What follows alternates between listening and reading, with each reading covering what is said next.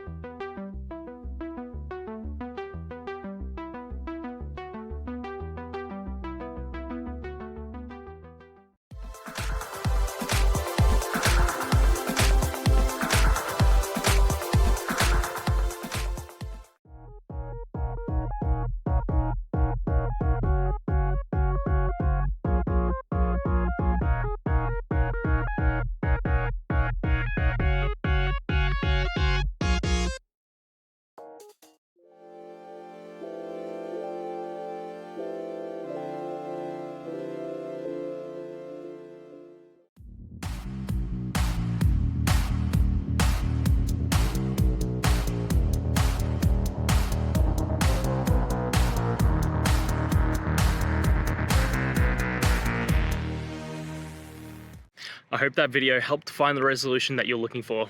And if it did, please, I'd appreciate it if you could hit subscribe. Until the next time that you need more technical help, I hope you have a great one. See ya.